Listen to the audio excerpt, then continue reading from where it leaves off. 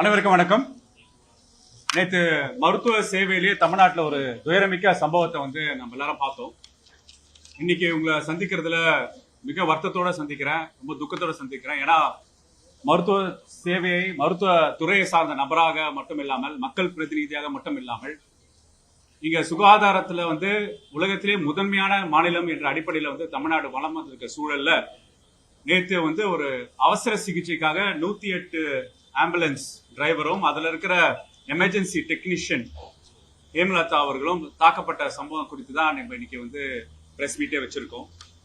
உங்களுக்கு தெரியும் 108 ஆம்புலன்ஸ் முத்தமிழ் கலைஞர் நாள் தமிழ்நாட்டில் 2008 உருவாக்கப்பட்டது. கிட்டத்தட்ட emergency medical response of India அப்படின்னு EMRI கிரீன் ஹெல்த் சர்வீஸ் என்று நான் ப்ராஃபிட் ஆர்கனைசேஷன்ஸோட கொலாபரேட் பண்ணி இந்த EMRI 108 ஆம்புலன்ஸ் சர்வீஸ் 2008 இருந்து இந்நாள் வரைக்கும் நம்ம சேவை செஞ்சுட்டு இருக்கிற ஒரு ஆர்கனைசேஷன். அந்த ஆர்கனைசேஷன் வெறும் தமிழ்நாட்டில் மட்டும் இல்ல, கிட்டத்தட்ட 13 மாநிலத்துல அவங்களோட சர்வீசஸ் இருக்கு. இந்நாள் வரைக்கும் தமிழ்நாட்டில் பிரசவத்துக்கு உண்டான அவசரம் கிட்டத்தட்ட 46 லட்சம் பேருக்கு சேவை பண்ணிருக்காங்க. 108 ஆம்புலன்ஸ் டிரைவர்ஸும் எமர்ஜென்சி டெக்னீஷியன்ஸும். சாலை விபத்துகள் கிட்டத்தட்ட 35 லட்சம் பேரை சாலை விபத்துல இருந்து பாதுகாத்திருக்காங்க. Other type of emergency services 1 கோடி, அதாவது சுகர் கம்மியாகி மயக்கப்பட்டு விழுந்தவங்க, இருதய பிரச்சனையால மயக்கப்பட்டு விழுந்தவங்க காப்பாத்திருக்காங்க. மொத்தம் 1,92 லட்சம் பேருக்கு அவங்க இந்நாள் வரைக்கும் சேவை செஞ்சிருக்காங்க. உயிருக்கு ஆபத்தான நிலைகளை உயிர் காப்பதுல கிட்டத்தட்ட 15 லட்சம் பேரை பாதுகாத்திருக்காங்க. இதான் 108 ஆம்புலன்ஸ் சர்வீஸோட தமிழ்நாட்டில் இருக்கிற டேட்டா கொடுத்திருக்கேன் நான்.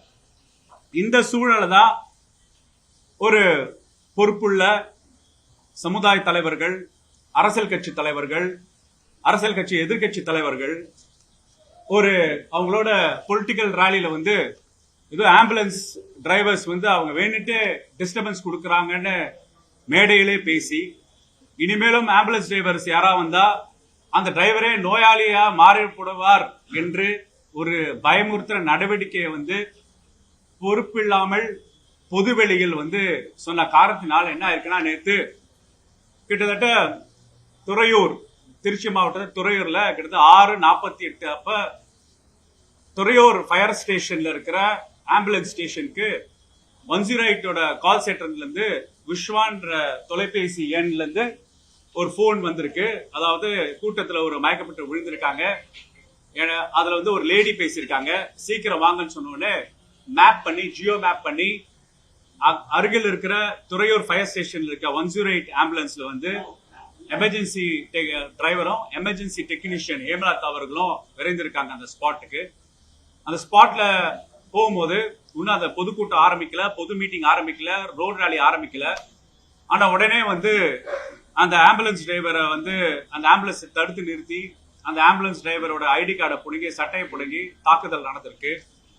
பிறகு பின்னாடி இருக்க டோர் ஓபன் பண்ணி அந்த எமர்ஜென்சி மெடிக்கல் டெக்னீஷியன் ஹேமலதா அவர்கள் போட்டிருந்த பேட்ச், அவங்க போட்டிருந்த ஓவர் கோட்டை புடுங்கிருக்காங்க. அவங்களுக்கு தெரியல, தாக்குனவர்களுக்கு தெரியல. ஹேமலதா அவர்கள் ஒரு பிரெக்னென்ட் லேடி, 7 மாசம் பிரெக்னென்ட் உள்ளவங்க. இன்னும் 2 மாசத்துல மெட்டர்னிட்டி லீவ்ல போறாங்க. பிரசவத்திலையும் மக்களுக்கு எமர்ஜென்சி சர்வீஸ் செய்யலான போறவங்களை இப்படி பண்ணிருக்காங்க. இவங்க 2 பேரும் தாக்கப்பட்ட உடனே போலீஸ் அப்புறப்படுத்தி அவங்கள திருப்பி ரிட்டர்ன் பண்ணிருக்காங்க. இது என்ன அடிப்படைனா, என்டையர் 108 ஆம்புலன்ஸ் சர்வீசஸோட ட்ராக்கிங் மெக்கானிசமோ போன் கால்ஸும் EMRIல இருக்கு. ஃபர்ஸ்ட் ரெஸ்பாண்டன்ட் கால் எப்படி உங்களை கூப்பிட்டு இருக்காங்க, ஸ்டேஷன் எப்படி மேப் பண்ணிருக்காங்கன்னு அந்த கால் ட்ரேஸ் பண்ணிருக்காங்க. அந்த காலோட ஆடியோ ரெக்கார்டிங்ஸ் இருக்கு. பிறகு இந்த சம்பவம் முடிந்த பிற்பாடு யார் மயக்கப்பட்டு விழுந்தாங்க, அந்த நபர் யார், விஸ்வா நபர் எடுக்கும்போது விஸ்வனா சொல்லிருக்காரு, அங்க நாங்க இருந்தோம் அந்த மீட்டிங்ல, எனக்கு படிப்பறிவு தெரியாத ஒரு பெண் இருந்தாங்க, அவங்க கூட்ட மயக்கப்பட்டு வந்தவரை பத்தி விஷயத்த சொல்லுங்கன்னு விஸ்வா சொல்லியிருக்காரு. ஆமா, அப்புறம் 1 hour கழிச்சு அவர் மயக்க தெளிஞ்சு அவங்க மருத்துவமனைக்கு கூட்டு போறேன்னு அவங்க ஃபேமிலி கூட்டு போனதாகவும் தகவல் தெரிவிச்சிருக்காரு. நான் என்ன சொல்ல வரேன், மருத்துவரா சொல்றேன், சப்போஸ் அந்த பாதிக்கப்பட்ட நபருக்கு வலிப்பு தன்மையோ இல்ல இருதய பாதிப்போ இல்ல ரத்த குழா அடப்போ வெடிப்போ எடுத்திருந்தா அதுக்கு உயிருக்கு ஆபத்தான சூழல் ஏற்படுத்த நிலை ஏற்பட்டிருக்கும். அதுக்கு யார் பொறுப்பெடுத்துக்கா என்ற கேள்வி அடிப்படை. உங்களுக்கு நல்லா தெரியும், தமிழ்நாட்டில் நீங்க ஊடகவியாளர்களா இருக்கட்டும், சமூக செயல்பாட்டாளர் இருக்கும், ஆம்புலன்ஸ், அது தனியார் ஆம்புலன்ஸோ கவர்மெண்ட் ஆம்புலன்ஸோ எல்லாம் வித்தியாசம் இல்லாம ஆம்புலன்ஸ் சைரன் கேட்டாலே நம்ம என்ன பண்ணுவோம், வண்டியை வந்து வழி விட்டு மனிதநேயத்தின் அடிப்படையில மக்கள் இருக்கிற பண்பு, அடிப்படை பண்பு, உயிர் காக்கும் பண்பு வந்து விலகி விட்டுருவோம். நிறைய மீட்டிங்ஸ் நடக்கும், அரசியல் கட்சிகள் அப்பாற்பட்டு சமுதாய காலத்துல நிறைய மீட்டிங்ஸ் நடக்கும் போது ஆம்புலன்ஸ் வரும்போது மீட்டிங்கை நிறுத்தி அந்த ஆம்புலன்ஸ்க்கு உண்டான வழியை வந்து விடுறதுதான் இந்நாள் வரைக்கும் தமிழ்நாட்டில் அனைத்து சமூக இயக்கங்களும் அனைத்து அரசியல் கட்சிகளும் உருவாக்கின மாண்பு. அதை நம்ம பெருமைப்பட்டு இருந்தோம். ஆனா முதல்வராக இருந்தவர், எதிர்கட்சி தலைவராக இருக்கிறவர், பிரதான ஒரு அரசியல் கட்சியை வந்து வழி நடத்துறவர், ஒரு ஆம்புலன்ஸ் டிரைவர் மேல வந்து காழ்ப்புணர்ச்சி காட்டுறது வந்து எந்த விதத்துல இது நியாயம் என்ற அடிப்படை தான் இந்த விஷயம். சப்போஸ் அவர் அன்னைக்கு அந்த ஆம்புலன்ஸ் டிரைவர் வந்து என்னோட பொதுக்கூட்டத்தை வந்து நிறுத்தத்துக்கு சதி பண்றாங்க அப்படி சொல்ற கூற்று இல்லாம இருந்திருந்தா, அதாவது ஆம்புலன்ஸ் டிரைவரை நாங்க வந்து நோயாளியா மாத்தி அதே ஆம்புலன்ஸ்ல வழி அனுப்புவோம் சொல்லாம இருந்திருந்தா இந்த சம்பவம் நடந்திருக்காது.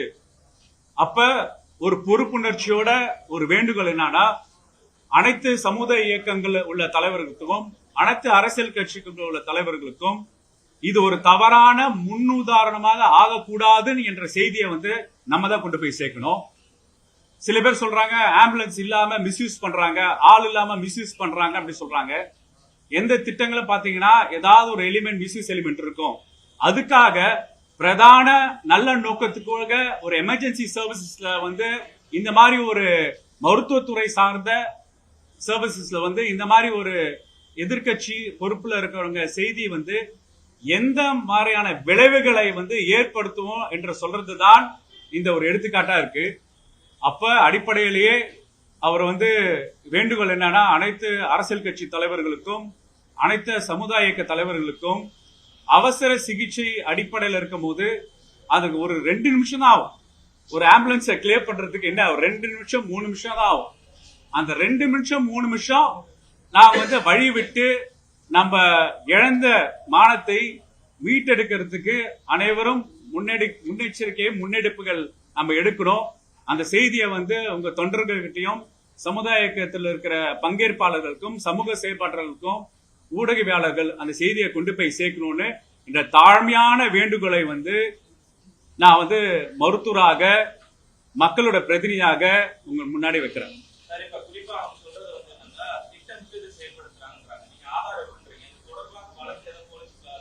எஸ், இது பாருங்க, ரொம்ப சிம்பிள். இஎம்ஆர்ஐ சர்வீஸ் பத்தி சொன்னேன். அதுக்கு தான் எமர்ஜென்சி மெடிக்கல் ரெஸ்பான்ஸ் சர்வீஸ் வந்து கிரீன் ஹெல்த் சர்வீஸ் நான் ப்ராஃபிட் ஆர்கனைசேஷன் தான் இந்த 108 13 ஸ்டேட்ல நடத்துறாங்க.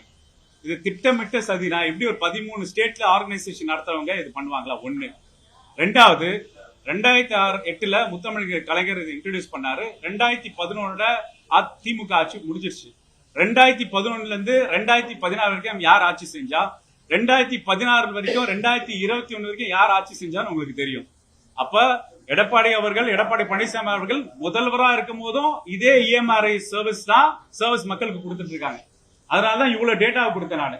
எத்தனை உயிரை காப்பாத்திருக்காங்க, எத்தனை பிரசவ சேவைகளை பார்த்திருக்காங்க, எத்தனை ஸ்ட்ரோக் பேஷண்ட்ஸை பாதுகாத்திருக்காங்க, எத்தனை ரோட் டிராபிக் ஆக்சிடென்ட்ஸை பாதுகாக்கிறேன்னு சொல்றேன். அப்ப ஒரு எதிர்கட்சி தலைவர் தான் வாயில வர ஒரு ஸ்டேட்மெண்ட் என்ன மாதிரியான இம்பாக்ட் வந்து கிரவுண்ட்ல ஏற்படுத்துதுன்னு அவர் ரியலைஸ் பண்ணு. அந்த ரியலைசேஷன் பாயிண்ட் ரொம்ப ரொம்ப அவசியம்.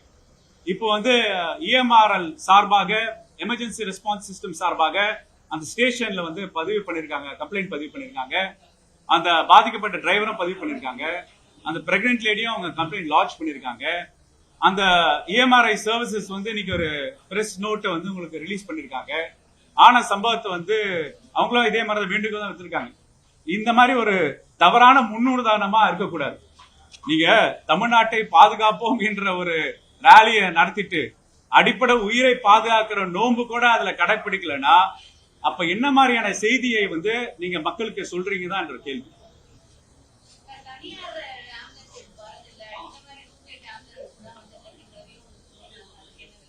நீங்க நெட்வொர்க் பாத்தீங்கன்னா 108 ஆம்புலன்ஸோட சர்வீசஸ் பாத்தீங்கன்னா basic life support ambulance, advance life support ambulance, குழந்தைங்க எமர்ஜென்சிக்கு ஆம்புலன்ஸ், எமர்ஜென்சியா டிராபிக் சிக்னல், 2 வீலர் ஆம்புலன்சஸ் எல்லாம் சேர்த்து பாத்தீங்கன்னா என்டையர் ஆம்புலன்ஸ் நெட்வொர்க்ல வந்து 108 ஆம்புலன்ஸ் வந்து கிட்டத்தட்ட 93ல இருந்து 94% ஆம்புலன்ஸ் சர்வீசஸ் பண்றாங்க. இப்போ தனியார் ஆம்புலன்ஸ்லாம் எப்படி இருக்குன்னா ஒரு ஹாஸ்பிட்டல் ரிலேட்டடா ஒரு ஆம்புலன்ஸ் இருக்கும், அவங்க ஹாஸ்பிட்டல் பெரிமெட்ரி வரைக்கும் அந்த ஆம்புலன்ஸ் சர்வீசஸ் இருக்கும். அப்ப ஒரு அரசாங்கோட ஆம்புலன்ஸ் சிஸ்டம் வந்து தமிழ்நாடு முழுக்க உள்ள ஒரு நெட்வொர்க் உள்ள சிஸ்டம் இருக்கும்போது அவசர உதவி, இப்ப நமக்கே இங்க யாராருக்கு ஏதாவது மருத்துவ எமர்ஜென்சி இருந்தா நம்ம மூளையில கண்டிஷன் ரிஃப்ளெக்ஸாக 108 தான் நமக்கு ஞாபகம் வரும். 108 உடனே அடிங்கப்பான்னு ஞாபகம் வரும். அந்த இயல்புல தான் அந்த நபர், அவர் வந்து விஸ்வான் என்ற தொலைபேசி நபரோட அவர் சொல்லியிருக்காரு, நான் படிக்காதவன் பக்கத்துல இருக்க பொண்ணு கிட்ட 108 கால் பண்ணி துறையோருக்கான கால் சென்டருக்கு போய் திருச்சி ஸ்டேஷன்ல இருந்து, திருச்சியோட கால் சென்டர்ல இருந்து அந்த துறையூர்ல ஃபயர் ஸ்டேஷன்ல இருக்கிற ஆம்புலன்ஸ்க்கு இன்ஸ்ட்ரக்ஷன்ஸ் போயிருக்கு. அப்ப கேட்ச் டைம் உங்களுக்கு எல்லாம் தெரியும். உங்களுக்கு மருத்துவத்துல கோல்டன் ஹார்ஸ் ஒன்று இருக்கு, மருத்துவா சொல்றேன். கோல்டன் ஹார்ஸ்னா அடிபட்டு இந்த குறிப்பிட்ட நேரத்துக்குள் மருத்துவ சிகிச்சை கொடுக்கும் போது அவங்க உயிரை பாதுகாக்கிற நேரம், பொன்னான நேரம்.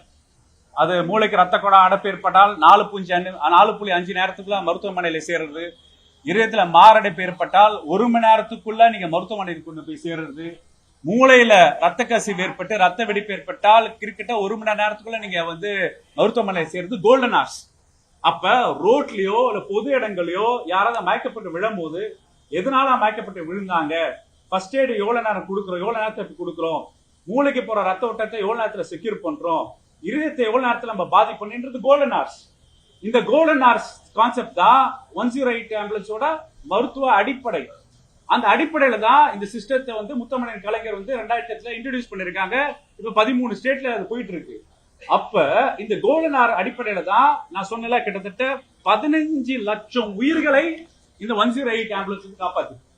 அப்ப நீங்க ஒரு 108 ஆம்புலன்ஸைய வந்து நீங்க பொலிட்டிக்கல் நரேட்டிவ்காக என்ன பண்றீங்க, நீங்க வந்து நிறுத்துறீங்கன்னு சொன்னா, பிரதான எதிர்கட்சி தலைவர் அவரோட ஒரு ஆம்புலன்ஸ் ஒரு 3 நிமிஷம் தான் அவரோட அரசியல் தன்மையை மாத்திரம் அவர் நம்பியிருந்தார்னா அதோட ஒரு அறியாமையோ அதோ ஒரு இம்மெச்சூரிட்டியோ நம்ம வந்து மக்கள் அதை புரிஞ்சுக்கணும்ன்றாங்க. இப்ப நான் சமூக இயக்கங்களும் அரசியல் கட்சிகளும் பொதுக்கூட்டம் பண்றாங்க. மத சார்ந்த ஊர்வலம் வரும்போது அரசியல் கட்சிகளோ இல்ல சமூக இயக்கங்களோ அவங்க பிரச்சாரத்தை நிறுத்திடுவாங்க. அதே மாதிரிதான் நம்ம தமிழ்நாட்டில் வந்து முற்போக்கு சமூகம் கோயில் வாசல்லையோ பள்ளி வாசல் முன்னாடியோ அரசியல் கட்சிகள் மீட்டிங் நடக்கும் போது அந்த மதம் சார்ந்த நடவடிக்கைகள் வரும்போது அவங்க மீட்டிங் பேச நிறுத்துவாங்க, பார்த்திருக்கோம். இந்த மாண்பு வந்து எல்லா அரசியல் கட்சிகளும் கடைபிடிச்சிட்டு இருந்தாங்க, தமிழ்நாட்டில் எல்லா சமூக இயக்கமும் கடைபிடிச்சிட்டு இருந்தாங்க. இதுதான் தமிழ்நாட்டில் அரசியல் வரலாற்றிலே முதல் முறையாக ஒரு எதிர்கட்சி தலைவர் 108 ஆம்புலன்ஸ் டிரைவரை பார்த்து நீ தவறான நபர்களா இருக்கிற மாதிரி ஆள் காட்டி அந்த ஆம்புலன்ஸ் டிரைவரை நோயாளியே மாத்தணும்னு சொல்ற ஒரு ஸ்டேட்மெண்ட், அது என்ன மாதிரியான இம்பாக்ட வந்து அடுத்த கூட்டத்திலே அது ரிஃப்ளெக்ட் ஆயிடுச்சு. அப்ப செய்தி என்னன்னா, அங்கிருந்து கூட்டத்துல பேசின ஒரு நபர் அப்ப டெஃபினட்டா அந்த கூட்டத்துக்கு தான் வந்திருக்காரு, அவரு கூப்பிட்டு தான் போயிருக்காங்க. அவர் அந்த கூட்டத்துல பேசின நபரும் அவர் அதை சொல்லியிருக்காரு. அது வந்து எல்லாமே நம்மளுக்கு எதிர்கட்சி தலைவர் முதல்வராக தெரியும். எல்லா phone call system is been tracked, call receiver, call respondent, response ஆனதுக்கு அப்புறம் மருத்துவமனை சேர்க்கிற வரைக்கும் அவங்க 108 கால் சென்டருக்கு அப்டேட் பண்ணிட்டே இருக்கணும். அந்த ஃப்ளோ சார்ட் ஃபுல்லாவே இருக்கு. அப்ப அந்த ஃப்ளோ சார்ட் இருக்கும் போது இந்த மாதிரி ஒரு தவறான முன்னுதாரணமாக இந்த மாதிரி செய்தியை சொல்வது இது வெறும் துயரமிக்க மருத்துவத்துறை மட்டும் இல்ல, தமிழ்நாடு மக்கள் தலைகுனிற செய்தியாக இந்த சம்பவம் நடந்ததுதான் என்னோட கூட்டம்.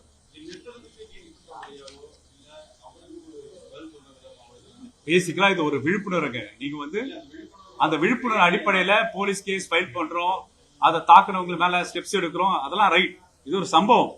இந்த சம்பவத்துக்கான செய்தி என்னன்னா, இனிமேலும் வர கூட்டங்கள், இனிமேல் வர அரசியல் கூட்டங்களா இருக்கட்டும், இனிமேல் வர சமூக கூட்டங்களா இருக்கட்டும், ஃபார் தட் மேட்டர் எந்த கூட்டமா இருக்கட்டும், ஆம்புலன்ஸ் வந்துருச்சுனாலே தயவு செய்து வழி விடுங்க.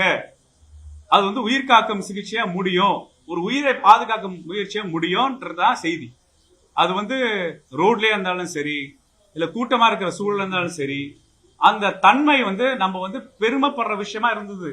இந்த சம்பவம் அதுல வந்து ஒரு கரையை வந்து வச்சிருச்சு தான் என்னோட கூட்டு. சார், இப்போ ஆம்புலன்ஸ் டிரைவர்கள் வந்து ரெண்டு நாள் முன்னாடி டிஜிபி சந்தித்து அவங்க பாதுகாப்பு இந்த மாதிரி அவர்களுக்கு வந்து தாக்காங்க. என்ன நடவடிக்கை அடிப்படையிலே மருத்துவத்துறை சம்பந்தப்பட்ட விஷயம். இப்ப நீங்க பாத்தீங்கன்னா ஆம்புலன்ஸ் டிரைவர்ஸ்க்கு வந்து விஷயமா இருக்கட்டும், மருத்துவமனைகளை செவிலியர்களை தாக்க வேண்டிய விஷயமா இருக்கும். ஏன்னா உங்களுக்கு நல்லாவே தெரியும், மருத்துவம் என்பது ஒருத்தர் வந்து உயிரை சிகிச்சை கொடுக்கும் போது சில பேர் ரிவர்சிபிள் ஃபேக்டர்ஸ், இரிவர்சிபிள் ஃபேக்டர்ஸ் இருக்கும். உயிரை பாதுகாக்கும் முயற்சி தீவிர சிகிச்சை பிரிவுல வந்து மருத்துவ சேவை எவ்வளவு தூரம் அவங்க உடல் அந்த அந்த தெரப்பியை வந்து உள்வாங்குது, அந்த ட்ரீட்மெண்ட்டை உள்வாங்குது, அந்த சிகிச்சையை உள்வாங்குது, அதுக்கு எப்படி ரெஸ்பாண்ட் ஆகுதுன்னு என்ற கண்ட்ரோலபிள் ஃபேக்டர்ஸ் மருத்துவம் அளிக்கிற மருத்துவர்கிட்டையும் இல்லை. அப்போ வந்து ஹாஸ்பிட்டல் வயலன்ஸ் வந்து சமீப காலமாக அதிகமாகும் போது இது இந்த மாதிரி ஹாஸ்பிட்டல் டெலிவரி சர்வீசஸ் வரும்போது ஆம்புலன்ஸ் டிரைவர்ஸ் அட்டாக் பண்றது, இன்ஸ்டிகேட் பண்றது, இது புஷ் பண்ற நடவடிக்கைகள் வந்து இது முடியும் என்ற கோரிக்கை, இது இருக்கக்கூடாது என்ற கோரிக்கை தான் மக்களுக்கு நம்ம முன் வைக்கிறோம். நடவடிக்கை ஏன்னா அவங்க என்ன சொன்னாங்க, கம்ப்ளைண்ட்ல நடவடிக்கை எடுக்கல அப்படின்னா நம்ம வந்து வேலை சொன்னாங்க. நீங்க எப்படி நான் பேசிக்கலா வந்து நடவடிக்கை எடுக்கிறோம், அதுக்குள்ள ஸ்டெப்ஸ் எடுக்கணும். ஆனா 108 ஆம்புலன்ஸ் டிரைவர்ஸ்க்கும் எமர்ஜென்சி டெக்னீஷியன்ஸ்க்கும் ஒரு பெரிய வேண்டுகோள், நீங்க பெரிய அளவில் வந்து சாக்ரிஃபைஸ் பண்ணிருக்கீங்க, உங்களோட வாழ்க்கையை பணைய வச்சுதான் நீங்க வந்து மக்கள் உயிரை பாதுகாக்கிறீங்க. எசென்சியல் சர்வீஸ் உள்ளவங்க மட்டும் மக்கள் சேவையை வந்து இந்த மாதிரி ஒரு அரசியல் கட்சி தலைவர் சொல்ற ஒரு தவறான கூற்றுனால வர பின்விளைகளுக்காக நீங்க பொதுமக்கள் சேவையை வந்து பாதிக்காம உங்களோட எதிர்ப்பினை வந்து வெளிக்காட்டணும்னு ஒரு வேண்டுகோள் தான் கொடுத்தாங்க. இவ்வளவு பெரிய சம்பவங்களுக்கு வந்து எடப்பாடி பழனிசாமி ஸ்பீச் தான் காரணமா இருக்கு அப்படின்னு அவர் மேல வழக்கு பதிவு வாய்ப்பு இல்ல. பேசிக்கலாக அதான் நீங்க வழக்கு பதிவு வைக்கிறதுனால நான் சொல்றேன், நான் எடப்பாடி பழனிசாமி அவர்களுக்கு வேண்டுகோள் தான், உங்களோட ஒரு தவறான இம்மெச்சூரான அரசியல் புரிதல், நீங்க வந்து முதல்வரா இருந்திருக்கீங்க, எதிர்கட்சி தலைவரா இருக்கீங்க, சமுதாயத்துல பொறுப்புணர்ச்சியோட பேச வேண்டியும் என்ற வேண்டுகோள் தான் வைக்கிறாங்க. இதுல வந்து ஆக்ஷன் இல்ல, உள்ள இருந்து என்ன வருமோ அதுதான் அடிப்படை. மனித நேயத்தையும் மனித நேய உயிர் காக்கும் மாண்பையும் தயவு செய்து நீங்க வந்து திருப்பி உங்ககிட்ட சொல்லி பார்த்துட்டு இந்த மாதிரி ஸ்டேட்மெண்ட் வரதுக்கு முன்னாடி ஜாக்கிரதையா ஸ்டேட்மெண்ட் அணுகுங்க சொல்றேன்.